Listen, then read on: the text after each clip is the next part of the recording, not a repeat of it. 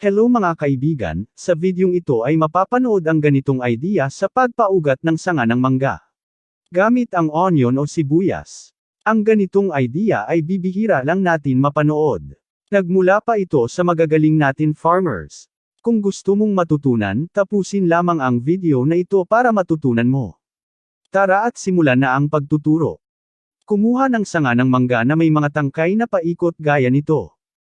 At putulan ang mga tangkay na halos tig-kalahating dangkal gaya nito. Putulan o gupitan ang mga dahon sa kalahati. At putulan ang dulo ng sanga. Sa bandang gitna ang sanga ay balatan natin ng mga 1 cm ang haba. Kumuha ng malaking sibuyas balatan, tapos ay putulan ang bandang unahan nito at ipahid paikot sa sanga na ating binalatan. Gamit ang 5 sibuyas batasan paikot gamit ang kutsilyo at balatan. Tapos ilagay natin sa mga bawat sanga. Isa-isang ipasok lamang ito paikot upang di ito mahulog. At ganito na ang naging itsura nito. Hayaan lang ang mga sanga sa loob ng sibuyas sa loob ng 1.5 oras upang sumiksik ang katas nito. Maghiwa-hiwa ng mananipis na sibuyas at ipasok ito sa plastic bottle na may laman na tubig. Katamtaman lang ang laki ng plastic bottle na ating gagamitin. Tapos ipasok natin sa loob nito ang sanga ng mangga na ating pauugatin. Nakakatulong ng malaki ang onion o sibuyas sa pagpapaugat ng sanga. Ngayon ay alisin na natin ang mga sibuyas sa mga sanga. At ilagay ito sa isang ligtas na lugar na di may istorbo at hayaan lamang ito sa loob ng 4 na linggo. Makalipas ang 4 na linggo ay balikan natin ito.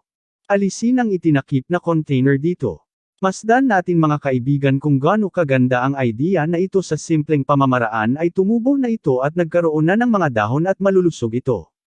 Alisin na ang plastic bottle, masdan nagkaroon na ng marami at mahabang mga ugat. Ngayon ay handa na ito upang ilipat sa panibagong pagtataniman.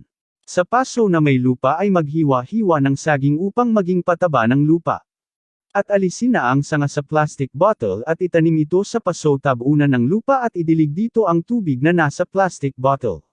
Mas mainam kung malambot na lupa ang ating gagamitin upang di mahirapan sa pagdevelop ang ating tanim. Hayaan lang ito hanggang sa lumaki at magkaroon na ng mga bulaklak. Hanggang sa mamunga na ito. Ang puno nito ay maliit o mababa lamang ngunit maramihan ito kung mamunga. Ang mga ganitong idea ay nakabawas na sa ating gawain dahil di mo na kailangan umakyat sa malaking puno upang makakuha ng mga bunga.